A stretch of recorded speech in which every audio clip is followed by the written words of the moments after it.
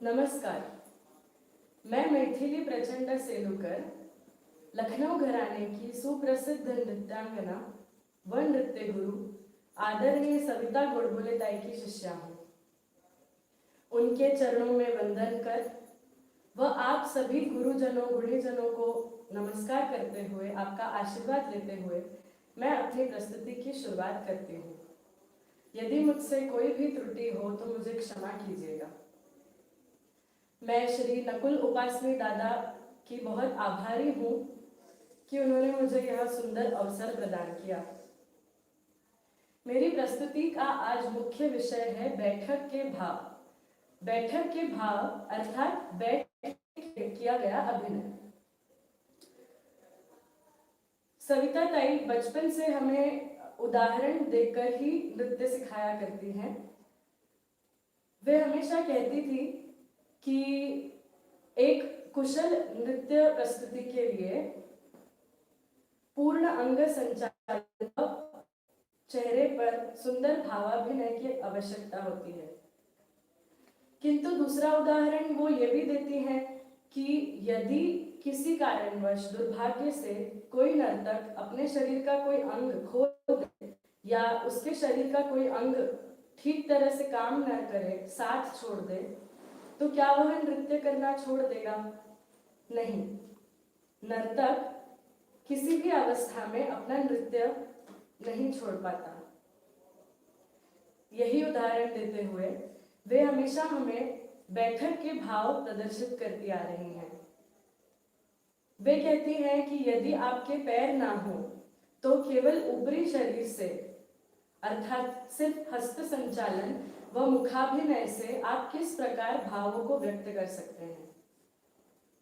उनके बैठक के भाव तो बचपन से देखे ही हैं, किंतु प्रस्तुत करने का यह मेरा प्रथम प्रयास है। इसी कारणवश आप सभी का आशीर्वाद अत्यंत महत्वपूर्ण है। बैठक के भाव में आज नायिकाएं प्रस्तुत करने जा रही हूं।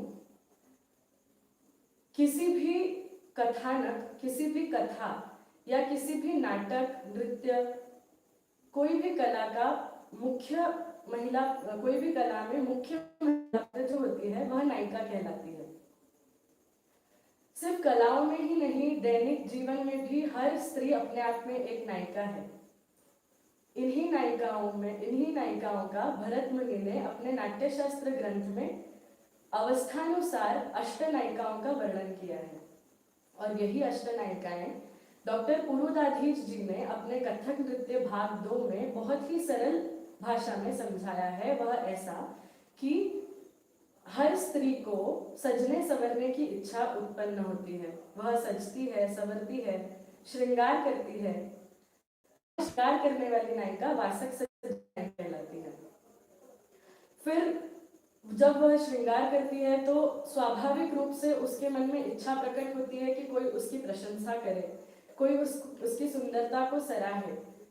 और ऐसे में यदि कोई प्रशंसक उसे नहीं मिल पाता या कोई नायक उसे मिल भी जाए परंतु वह उसे मिलने नहीं आ पाता या जो उसके विरह में दुखी होती है, ऐसी नायिका को विरहोत्कंठिता नायिका कहते हैं। वह उत्कंठिता नायिका भी कहलाती है। जब उसे प्रशंसक मिल जाता है तब वह रात के समय रात के अनुरूप वस्त्र आभूषण धारण करके चुप चुप के प्रिय से मिलने जाती है। वह नायिका अभिसारिका नायिका कहलाती है। एक नायिका ऐसी भी होती है जो बहुत ही सुंदर, बहुत ही चतुर होती है और उसका प्रेमी, उसका नायक उसके प्रेम में वशीभूत हो जाता है, उसके प्रेम में इतना बंध जाता है कि उसे उसकी नायिका के अलावा दूसरी कोई चीज प्रिय नहीं लगती। वह सुंदर रूप गर्विता नायिका स्वाधीन पति का नायिका कहलाती है। कई बार ऐसी स्थिति निर्माण होती है जब नायक नायिका को संकेत स्थान पर मिलने बुलाता है। नायिका बहुत अत्यंत खुश होती है, वह सुंदर श्रृंगार करके मिलने जाती है, किंतु जब वो वहां पहुंचती है तब संकेत स्थान पर नायक को नहीं पाती। वह बहुत इंतजार करती है, उसके इंतजार में दुखी होती है, लेकिन अंत में नायक वहां पहुंचता ही नहीं है। नायिका ठगी जाती है। वह नायिका विप्रलब्धा नायिका कहलाती है।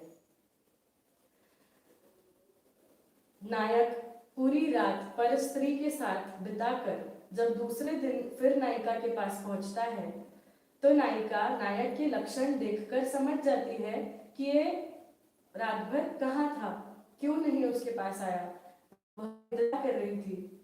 तो वह बहुत खंडित होती है, दुखी होती है, क्रोध करती है। वह खंडित नायिका खंडिता नायिका कहलाती है। खंडित होने के पश्चात वह उसे बहुत बातें सुनाती है, बहुत कलह करती है, झगड़ा करती है और उसकी कलह से नायक वहां से निकल जाता है और उसके जो नायिका पछताती है, कलह करती है, फिर पछताती है, वह नायिका कलहांतरिता नायिका कहलाती है। और 8वीं नायिका वह होती है जिसका पति परदेश में हो, उसकी याद में वह दुखी रहे, उसके साथ बिताए हुए पल वो याद करके रोए और उसके आने का इंतजार करे। वह नायिका प्रोषित पतिका नायिका कहलाती है।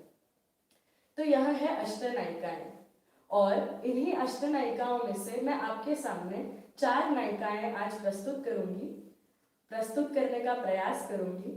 आशा करती हूँ मैं अपने भाव आप लोगों तक व्यक्त कर पाऊँ, आप लोगों तक पहुँचा पाऊँ। तो प्रस्तुत है पहली नायिका वासक सज्जा नायिका। आज्ञा दीजिए।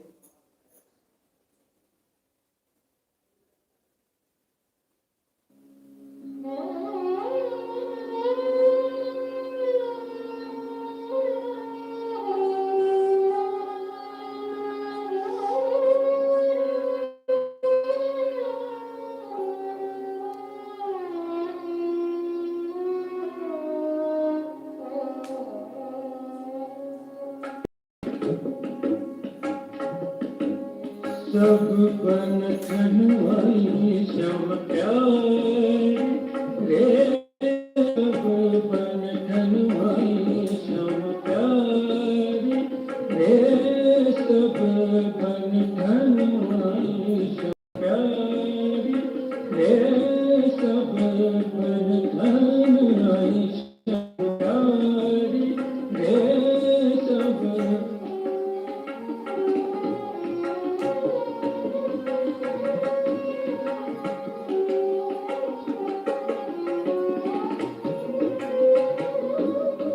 सब बंधन वाली श्याम प्यारी रे, सब बंधन वाली श्याम प्यारी रे, चंद्र बदन मृग नैनी ओढ़ सारी, चंद्र बदन मृग नैनी ओढ़ सारी, मालती गुंदाए केश प्यारे घुंघुमारे, मालती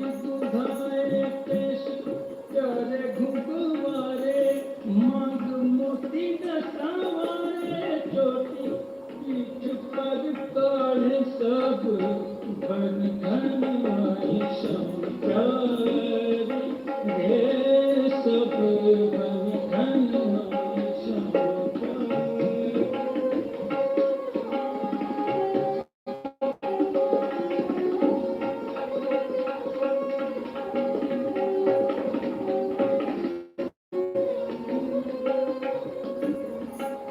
बेंदी भाषण कुंडल गल माला बेंदी भाषण कुंडल गल माला मुख दामिनी सीतामत चाल मतवारी अब बन ठन आई श्याम प्यारी रे सब बन ठन आई श्याम प्यारी रे सब।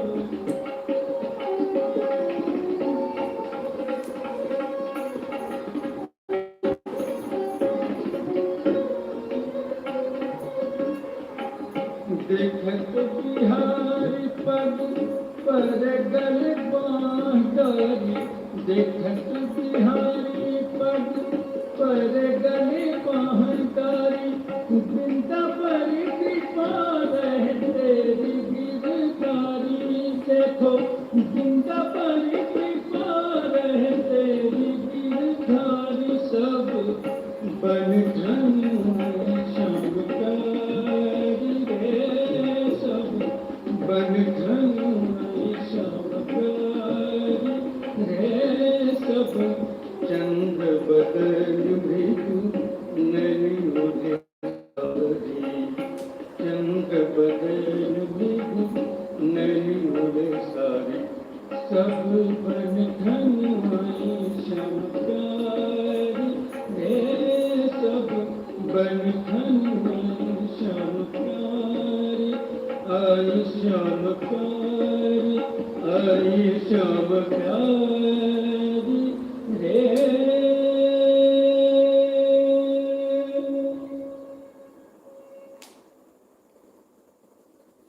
अगली नायिका प्रस्तुत है अभिसारिका, जो लुक छुप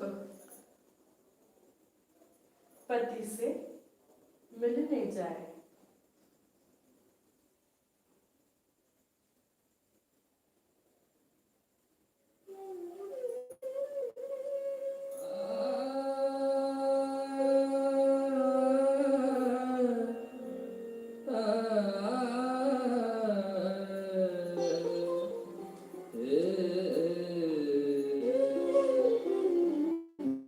चली अकेली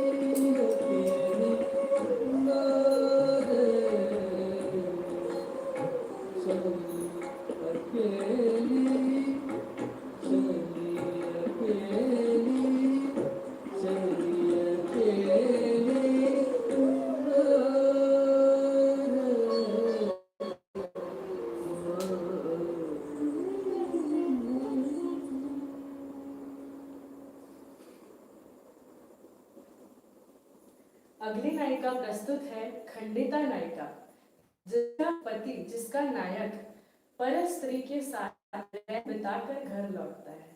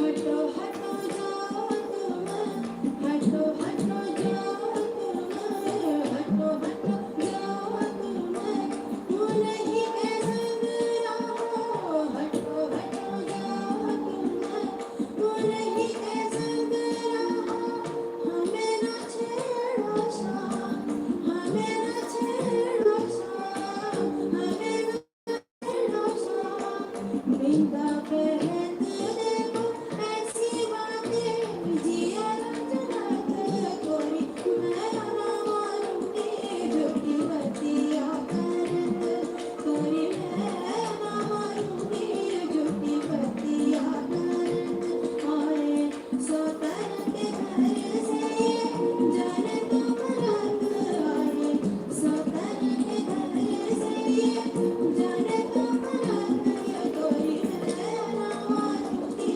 झूठी बतिया करत कोई मैं ना मारूंगी झूठी बतिया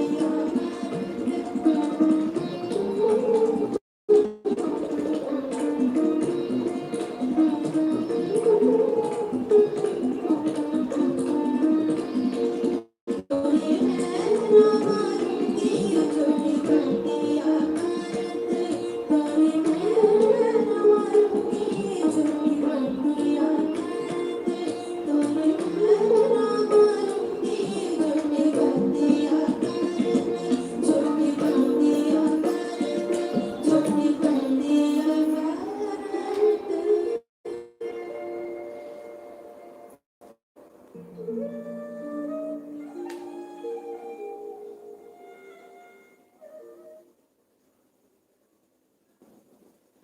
और अब प्रस्तुत है प्रोषित पति का नायिका, जिसका पति परदेश में दिन बिता रहा है और वह उसकी याद में यहाँ रोती है।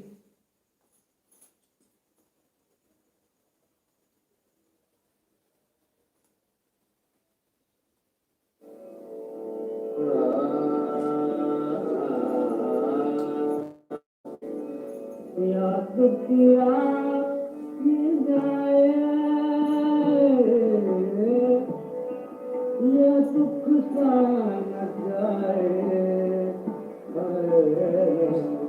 याद किया कि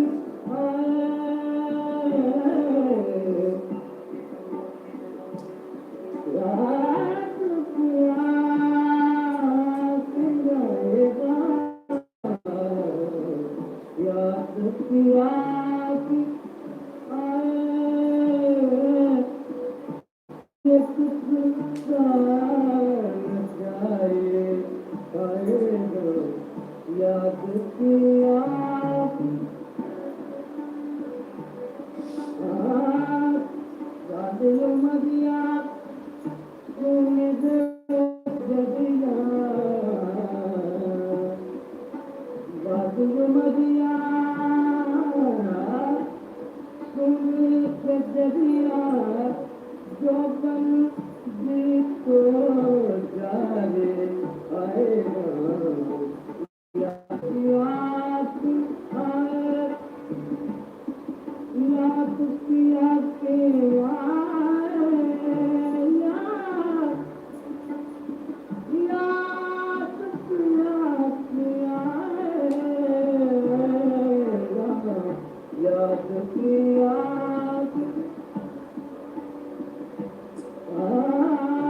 बड़ी कोई याद दुख सुनाए बड़ी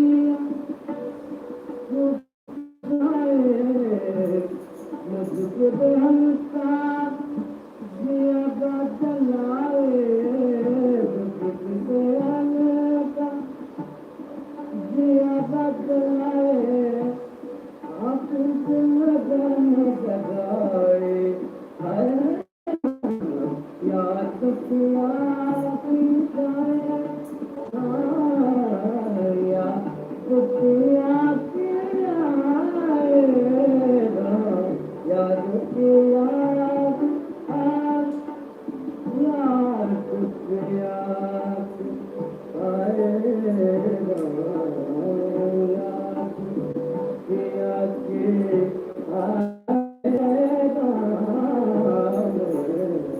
याद किया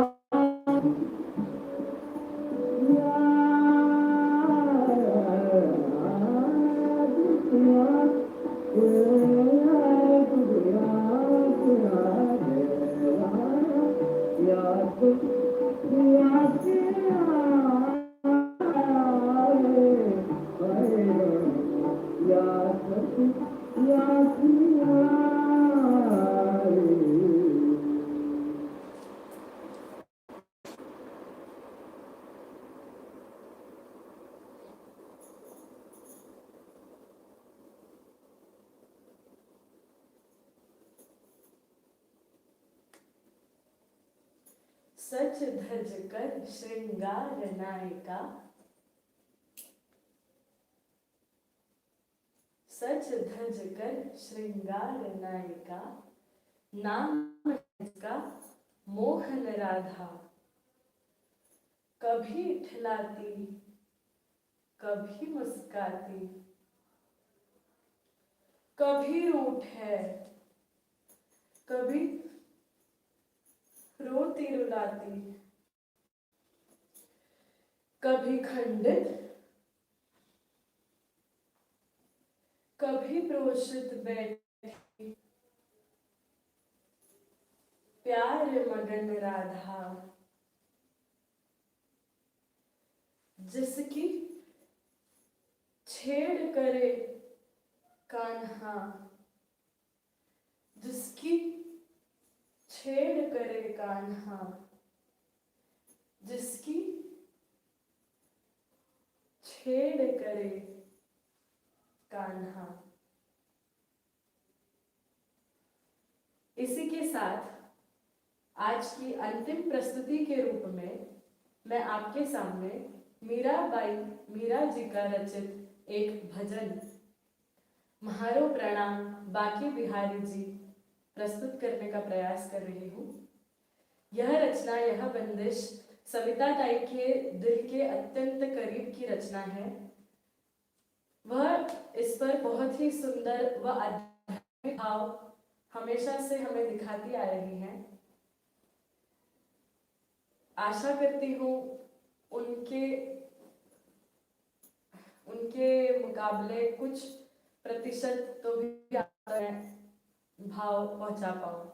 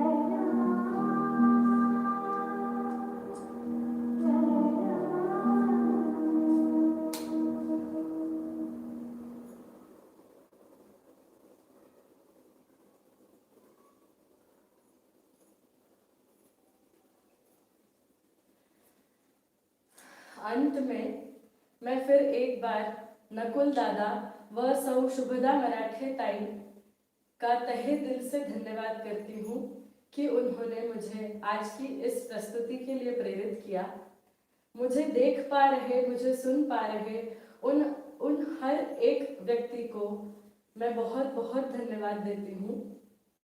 आशा करती हूँ आप सभी लोग इस कोरोना के संकट काल में निरोगी रहें, घर पर रहें व स्वस्थ रहें। धन्यवाद। जय हिंद।